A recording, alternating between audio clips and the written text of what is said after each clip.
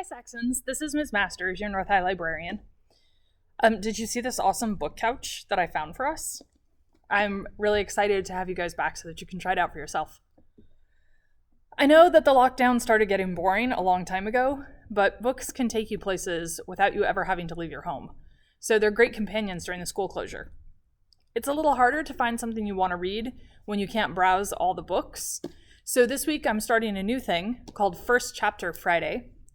It's what it sounds like. Each Friday I'm going to read to you the first chapter of a book. If you're hooked, you can find it electronically on the Sora app or Sora.com, or you can order it through the library's website and pick it up curbside.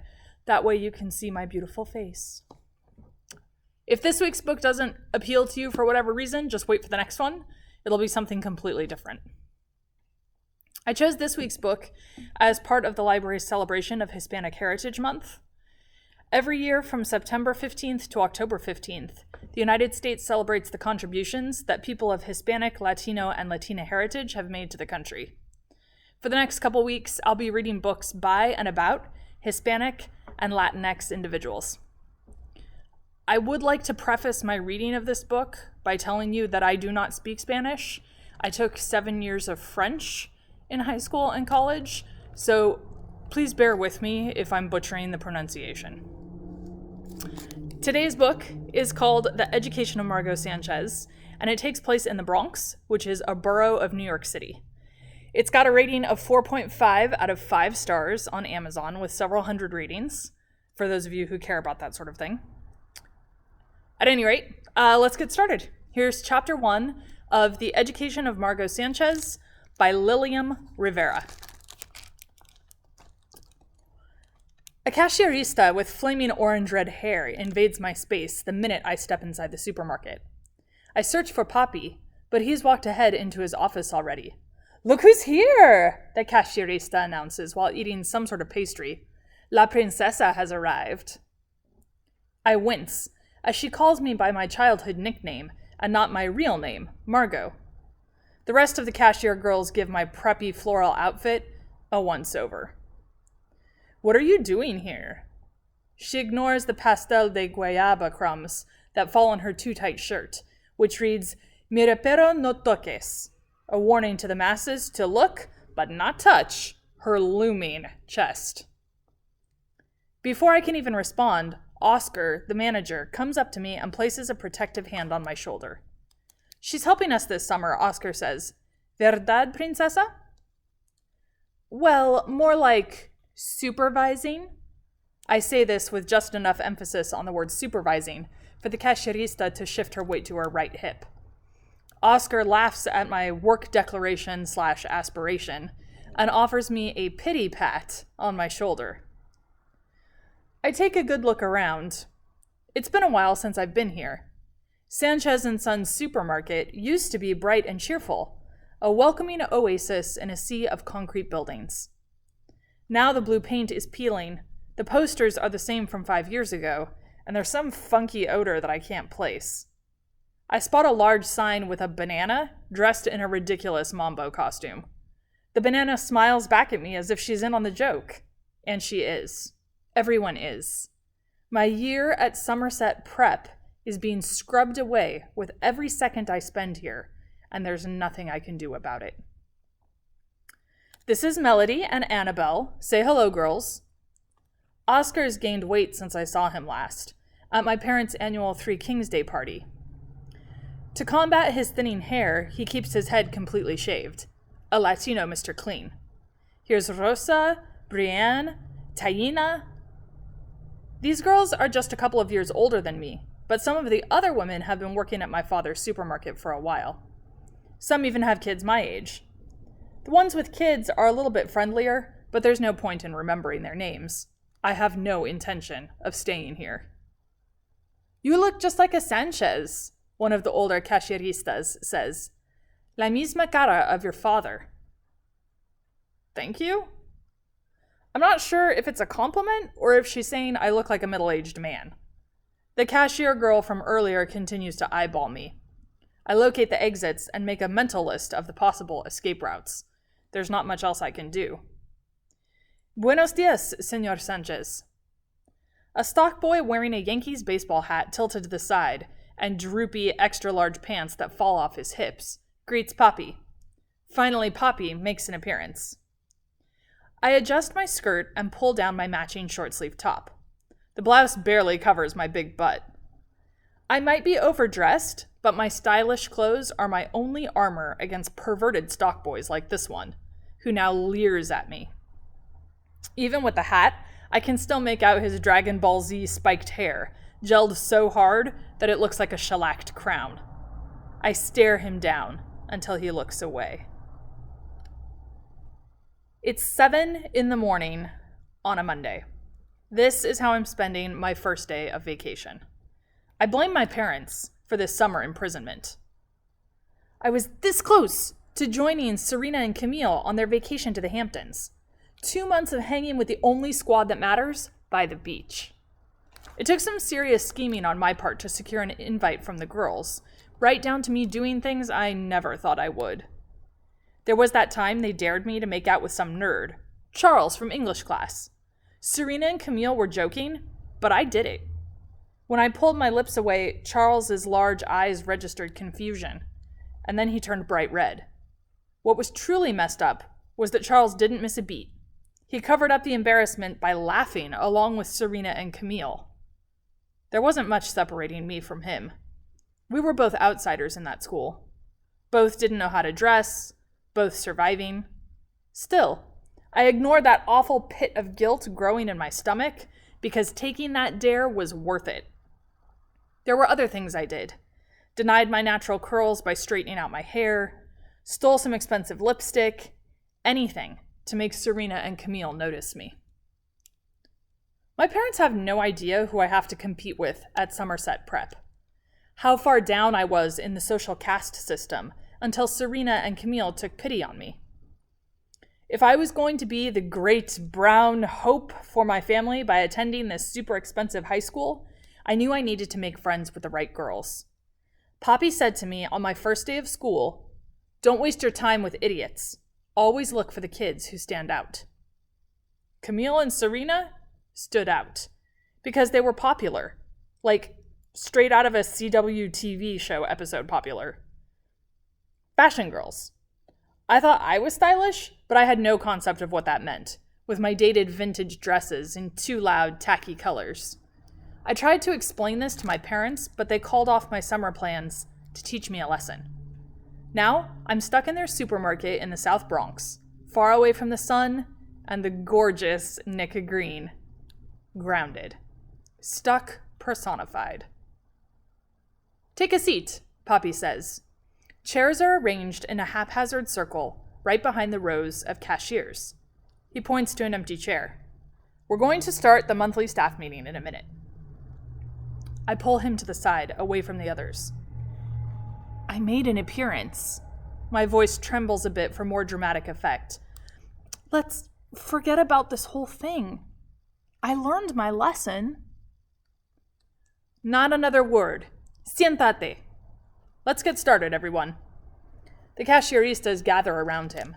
If only Poppy had sent me to work at the other Sanchez and Sons supermarket. The Kingsbridge store is way smaller and managed by my Uncle Hector, who is a total pushover. Poppy works at this location, which makes ditching that much harder. "A couple of things. Oscar, I want a new display stand to promote July 4th, not that old one." Poppy leans against a conveyor belt. His sleeves are rolled up, and his unbuttoned shirt flashes a small gold cross on a chain. He has hair that's more salt than pepper, and a gut that spills a bit over his dress slacks. His name is Victor, but everyone here calls him Senor Sanchez. "People want to buy beer, so set it up next to the seasonal items." He continues with the announcements while I compose another emotional plea in my head. How will I get out of this? "Girls, make sure to push the customers to the display stands," Poppy says. "Remind them of the holiday." Stomping heels bang against the floor. The sound grows louder and louder. I join the others as they crane their necks to see what's up. "Where's the coffee?" Jasmine, the only cashierista I sort of know, refuses to take her sunglasses off and greets everyone with a curled lip. I'm not doing shit until I have some. You're late. Again, Poppy says. Sit down. Why didn't you tell me she was coming in? She says. Although Jasmine's clearly pissed off at something I did or didn't do, she still comes over to me and plants a kiss hello with such force that I almost fall off the chair. Jasmine has worked here forever. She even lied about her age to get the job. With her heavily painted face and a body that rules in these parts, big ass and even bigger tits, she looks way older than 20. Her long pointy nails are painted in Puerto Rican flag colors, reminders of the recent parade. You all know my daughter, Princessa. She's joining the Sanchez family this summer to help at the store, Poppy says. Stand up and say hello. I thought being born into the family made me a true Sanchez. I face the cashieristas. A bored cashierista snaps her gum while her friend whispers in her ear. Someone laughs. There's no way to deflect the player-hating killer rays being thrown my way. You can call me Margot, I say. My name is Margot. No one is really listening to me. Not even my father, who has turned his attention to the butcher. Who's going to train her? Jasmine puts the question to the cashieristas. Don't look at me because I always get the dumb ones. I glare at her and then back at Poppy, but he is too deep in his conversation about meats. No seas dramatica. You barely trained me, says the cashierista, who has managed to find another pastry to eat. If anything, I had to show you what to do. Jasmine looks like she's about to clobber the girl. The stock guys in the back seem too eager to witness some girl-on-girl action. I don't need to be trained. I say this loudly so that everyone is clear on what I'm willing to do.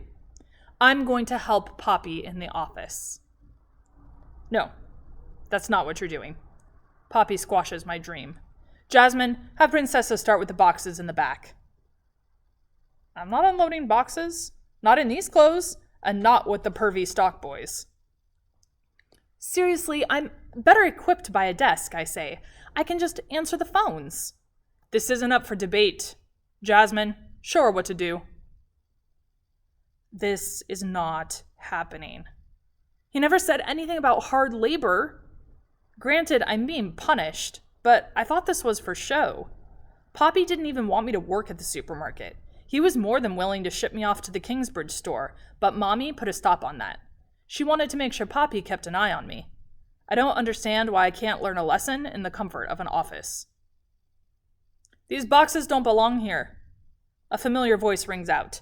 The focus shifts away from my dilemma. Get over here now! Although the sign at the front of the grocery store reads Sanchez and Sons, there's only one boy in this family. Junior, my older brother, walks in. Oh, look who it is, he says. The private school thief.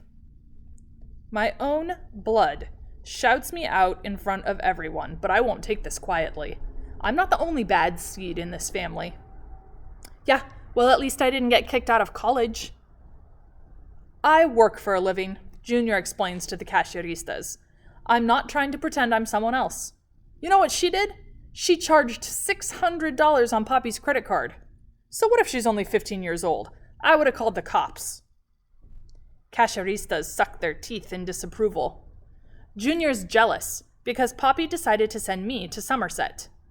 Junior's proven what a poor investment he is after he lost his wrestling scholarship. While he works, I study at one of New York's prestigious prep schools. Basically, I'm the last saving grace for the Sanchez family. There's some unwritten family commandment that states that I will graduate from Somerset, attend an Ivy League school, and major in some money-making profession. The pressure is on to excel. They don't call me Princessa for nothing. I'm being groomed for bigger and better things. Poppy lets out a long sigh. Go to your stations. His whole demeanor has changed. It's as if the control he demonstrated moments ago while running the meeting diminished the second Junior appeared. Junior is technically the assistant manager, and I bet he loves to fling that title around like it means something. At home, Poppy always reprimands Junior for something he forgot to do at work, or for showing up late. No wonder this place is falling apart, if Poppy has to oversee my brother's messes. I watched Junior approach each of the cacheristas with a lingering hug. They coo back at him in Spanish as if he's some telenovela star. Another reason why we don't get along. He's allowed to chat up every girl he comes in contact with. According to Mommy, I can't even speak to a guy on the phone until I finish high school. Not that any guy calls, but Nick might have, if I'd had my way. Wake up, Princessa! I don't have all day to babysit you. Jasmine snaps her fingers at me. Please don't do that, I say. I'm not some dog. You mean this? She snaps her fingers again, and again. Princessa, if that's going to bother you, then you're not going to last here. Why are you working anyway? Don't you go to some fancy school and shit? It's a mistake, I say. This whole thing is a mistake. A mistake? She says. I don't believe in mistakes. There are only actions. It seems to me like you got busted big time. Her cackle hurts my head. No, that's not true. You didn't get busted for stealing? I did get busted, but I wouldn't consider it stealing, I say. It was an advancement. Girl, please. Jasmine's eyebrows are raised so high that they practically rest on top of her head. Who are you trying to play? You can't hustle a hustler. Let's go. She pulls out a pack of cigarettes from her purse and leads me toward the back. Jasmine doesn't know a thing about Somerset Prep. If she were in my shoes, she would have done the same thing. We walk past my brother, who's talking to a girl. Damn, your brother es un sucio. You don't have to tell me he's dirty, I say. The guy only has one thing on his mind. He talks a good game, but he's the type of guy that probably lasts for only 5 minutes. Then you're lucky if he doesn't make you cook afterwards. I don't want to hear about Junior or anyone else's bedroom skills. It's gross. And also, I'm a virgin, but it's not from lack of trying. The boys at Somerset are very selective. Although I've shed my cheap, tacky style, I still don't get any play. I arrived at Somerset sporting a full-on tribute to girl groups from the 60s. Pencil skirt, heavy black eyeliner, and slightly teased hair. In junior high, everyone thought I looked cute in my vintage outfits. Sometimes I would rock 70s bell-bottoms or try a version of a 40s pinup girl. It was my idea to create an Instagram account, Wearable Art, to document outfits, but the looks never translated in Somerset. Somerset boys just don't go for curvy girls in low-quality clothes. I ditched the pencil skirts that accentuated my full backside and followed Serena and Camille's tame, chic style. Taylor Swift is their icon, and now she's mine too. I follow Jasmine to the end of aisle 4. The Dragon Ball Z boy sits crouched down in front of a tower of large boxes. Dominique, let her do it. I need to take a drag before they open the doors. Dominic grins as if he's won the lottery. We need to restock this, he says.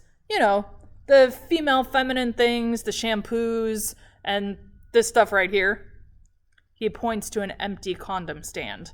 My face burns red. Yeah, this is kind of important. Safe sex and shit. Dominic licks his lips and reveals a chipped tooth. You know what I'm talking about, right? They probably teach you that in your cushy school. No glove, no love. We got all kinds of sizes up in here. Magnum, triple magnum, and for the girls who want... I close my eyes.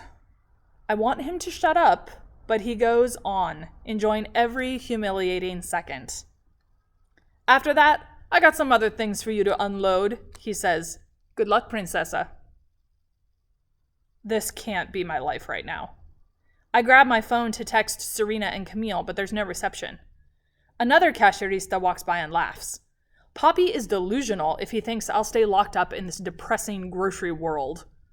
The minute I find an out, I'm taking it. I roll my eyes at her before throwing a condom box meant for the display rack onto the floor. Ouch! The tip of my new gel manicure gets caught on a hard corner of the carton and tears. A tiny drop of blood emerges from the finger. Jesus, I need to connect with reality. my reality. I press down on the injury and walk away from the aisle, leaving the unopened boxes a mess on the floor.